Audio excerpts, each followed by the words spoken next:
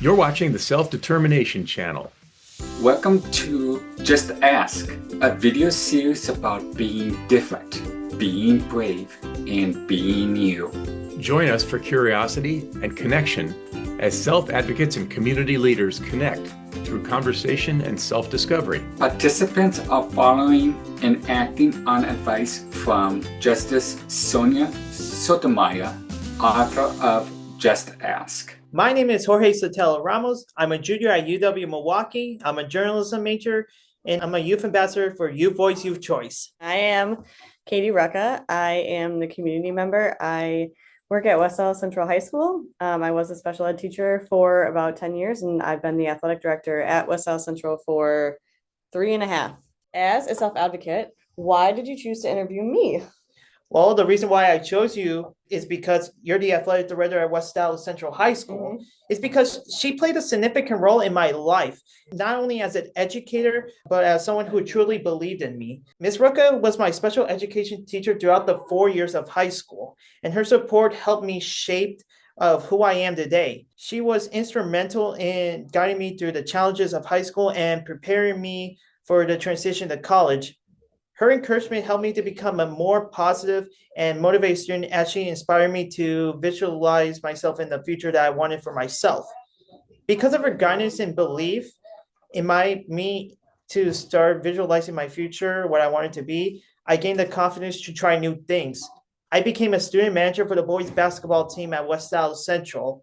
I got to do the daily morning announcements that were broadcast throughout the school. I even got to do the National Honor Society, and I got to where I had the chance to connect with new people and grow socially. As some of you may know, living with autism presents unique people and grow socially. Whenever I face difficulties and challenges, particularly in education and social interactions, Ms. Rucka was always there with solutions and support. She never gave up on me. And because of her encouragement and wisdom, I didn't give up on myself either. I will never forget the wisdom and support that she has given me. That's so awesome. Thank you for saying that. I do feel like it's super exciting and really fun to have seen you do all of those things in high school. I forgot how much you did because I just see you doing things now. As before the interview, I was bragging about you, how you are lifeguarding our swim meets now and how it's a no-brainer. I would love to have Junior in all spaces and athletics. So I think that's super Don't fun. forget about basketball games. Of course. Because I never stopped encouraging those basketball teams to never quit, and they kept on winning. I know. They do. And I think the student section now even sees you when you come in, they still recognize you. So it's a good thing to be a part of for sure. And I think it helps to have someone who has gone to the school and is so excited about athletics, because then that tells everybody else to be excited about athletics. Yeah. It's cool. I love that. Okay. How do your unique skills or abilities help you contribute to your community? Well, as an outgoing person and confident person, I have been able to volunteer in community numerous times. Through my passion for sports and my confidence in public speaking, I have volunteered at the Miracle League of Milwaukee as an announcer and an assistant bowling coach for Team Milwaukee Special Olympics. I also did numerous volunteer work through the National Honor Society and was able to further connect with my community. Lastly, I am able to contribute to my community as a youth ambassador for Youth Voice, Youth Choice project on supported decision-making and the Self-Determination YouTube channel through the Wisconsin Board for People with Developmental Disabilities. I am leading as an example to others by being active to my community and my education and being a part of projects like this one I'm doing right now. I believe that you make the greatest impact for others by being the prime example of the things that you're advocating for. That's really well put. It is cool. I didn't know that you were coaching bowling, and that's cool that because you played bowling, you did bowling for Special Olympics, and now you finished, and now you're saying, well, I'm going to coach instead, and you're going to share your knowledge with people that you were a community that you had already been a part of. Yeah, it's cool. Just like almost 6 years ago, I was a freshman in high school, and I won a state first place gold medal. Yeah. And this year, look at me now. What challenges do you face and how do you overcome them? Well, that's actually a good question, Ms. Rucka. One of my biggest challenges I face as someone is living with a non-visible disability is the way it's often overlooked or misunderstood by others. Because of my disability isn't something people can see, many assume I don't need support or they may minimize the difficulties I experience. This leads to my needs and accommodations being dismissed, questioned, or ignored altogether. Unlike physical disabilities, which tend to be more easily recognized and acknowledged, non-visible disabilities often come with an invisible weight. People expect me to function just like everyone else. And when I struggle, they may see as laziness, lack of effort, or even an excuse. But the truth is, I'm working just as hard as I can, and sometimes harder is just to keep me up. One of my biggest ways that I've started to overcome this challenge is by learning how to advocate for myself. I've had to advocate for myself time and time again and explain what I need certain accommodations like extra time on tests or quiet space to focus. These aren't special treatments. They are tools that level the playing field and give me the opportunity. Each day, I have developed my self-advocacy skills contributing to my growth as an independent individual. We all deserve to be included equally despite our disability. That's interesting that you said that people may think that you're lazy because that is just not a word that I would ever use to describe you. Like, do you feel like some of your professors or people that you encounter now, they feel that way about you and you have to advocate for yourself? Do you feel like that this person doesn't think I'm trying hard enough unless you say so? Yeah. But the thing is that I'm trying as hard as I can. Right. I'm not lazy. I never missed a day in college. I've always taken this seriously. Right. Because back then I was irresponsible because I wasn't taking it seriously because I felt like one day I wanted to quit school, but I realized that I can't quit school. I need to overcome every obstacle. Even when I was struggling, I had to manage to overcome every obstacle. And after the years went by that fast, I was able to become a responsible and more independent person that I am right now. Mm-hmm. Yeah, I feel like that's something, especially in college, a lot of people struggle with because it gets really hard, right? Yeah. And I feel like you've done a good job of recognizing what you need in order to make that happen. But I think that just shows how strong you are and how motivated you are. That's awesome. And look at me now. I'm strong and I am very responsible of taking care of things what I'm doing right now. Yep. What advice would you give to others, especially if they're struggling like that? My advice to others is to believe in yourself and never give up when you really feel like that you should give up. Don't let one bad experience stop you from continuing your goals. If you can believe in yourself, there is nothing that will ever stop you from achieving your goals. Your disability doesn't define you and shouldn't stop you from becoming exactly who you want to be in the future. Perfect. That's super well said. I have a couple questions for you. Sure. So, how do you manage your day-to-day life as an athletic director? Holy cow. It is a lot of tasks at one time. I think the day depends on whether or not we have an event happening after school. And so every single day is different. Like I could be in a classroom, I could be in a hallway, I could be in here preparing for a football game, I could be counting money, I could be going to a meeting that's someplace else. So it's every single day is different, but it's really fun because you get to interact with a lot of people. What led you to become an athletic director? So I coached swim for a while, and then the athletic director that was here, he got a different job. And so he asked me if I wanted to do this instead. And so I said, sure. I was super excited to be the athletic director, but I was super sad. That was the year that you were graduating.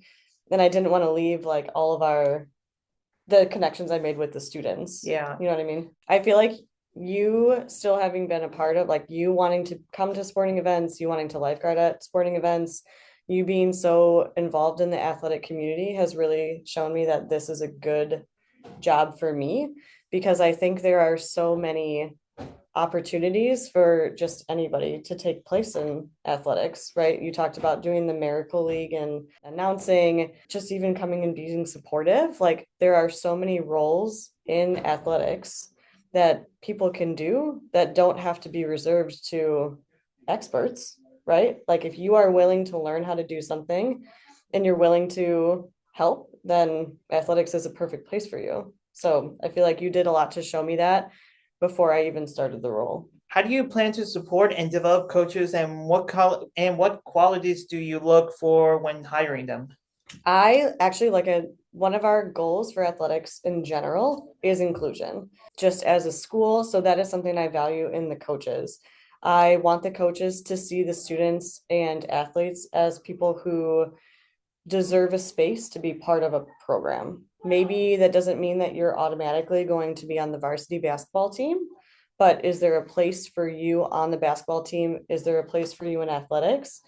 Then yes. And it's up to our coaches to provide opportunities for that instead of telling people, no, you can't join. So what are the strategies for promoting fan engagement and community support for the athletic programs? Okay, so this year we have kind of a new thing. I'm trying to get more students involved. I feel like when you were in school, you had a good group of seniors, especially like around you, who were really involved in the student section and wanting people to go. I think that we're trying to build that up so that more students are talking about how fun it is to come to events.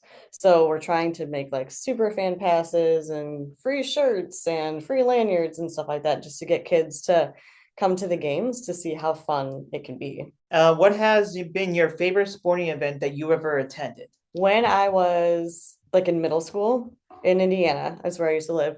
I was on the swim team, and what is it? IUPUI, so Indiana University, Purdue University downtown, hosted Olympic trials for swimming. And so we got to go to Olympic trials and watch like these people who are really fast. That was super cool. At Central, though, there's been a lot of really cool events, boys basketball, right? Yeah. That's Boys basketball. Yep, that's obviously really fun.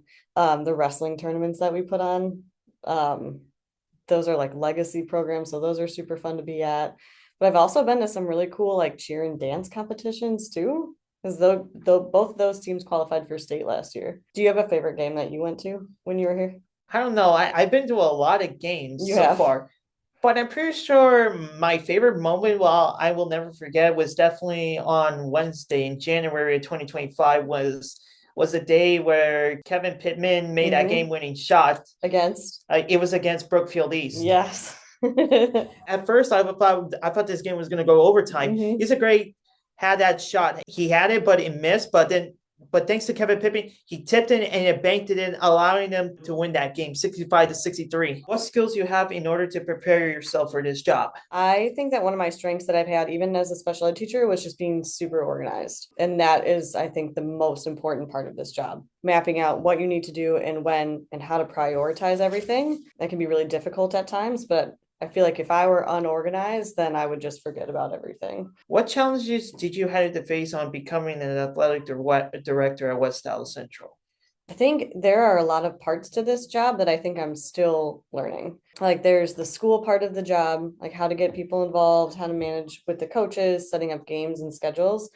But there's also a part of the job that is really community facing. Like I want West Dallas Central to be viewed positively by everyone who lives in West Dallas. And that comes from me. So how do I make people have good thoughts about West Dallas Central athletics is just that's a big thing. There's not an easy answer to that question. So I think that's just a lot. And there's a lot of stuff that you have to learn about the WIAA. Yeah. That's a whole other governing body. Yeah, I know. I've seen the WIAA before. Why is it important to ask questions and learn from other experiences? Oh my gosh. I think that from what I've learned in just interacting with a bunch of people, right? So students, community members, parents, other people who work at different schools. I just think that to think that I know everything that's really narrow-minded. I don't know everything. And I think by changing my perspective to learning from other people rather than, oh, they're doing something different, which means I'm worse. That's not the vibe that I want to bring, right? I want to say, oh, you do something different. That's so interesting. Explain that to me or teach that to me. Because then now I have all these other ideas that I want to use. And I feel like recognizing that people have different backgrounds and abilities will only help to make the world and community and sporting events even better. What can the community learn from individuals with disabilities? I want to say there are no barriers. I know the world creates barriers, but especially in this role now, I think, like I said before, the most important character traits that I've seen are people who come in willing to learn and willing to help. And if you want to do those things, then yeah, you can ask for what you need. And I would help you in the same way that someone who has never run a scoreboard for football is going to ask for help. I'm going to teach them the same way. There's just value to bring from everyone. And I can't assume that people know or don't have the ability. I think if you want to learn and want to help, then there's a place. Okay. Figure it out. Yeah. Okay, last question. Sure. What advice would you give to others to pursue their dreams? I think really focusing on what people want to do in the future, then can help like narrow down, okay, how I can help you. There are so many experiences out there. I think it's just trying to find the right ones that fit you, the ones that you're interested in. Thank you for participating in this live event, Ms. Roca. Yeah, definitely. Thank you so much for asking me. It really meant a lot that you chose me to interview. Yep. And now remember, if you have any questions about someone who has a disability, just ask. That was the last question. Nice. It's important to ask questions and learn about others' experiences instead of assuming their disability, because everyone's situation is different. Guessing can lead to misunderstandings, can lead to stereotypes, or even unintentional harm. By asking and listening, we show respect, we build understanding, we create a more inclusive environment where people feel valued for who they are. What did you think about today's conversation? Please share your comments below. Thanks for watching, and be sure to give us a thumbs up if you liked this video. Please subscribe. We need your support to keep the channel going.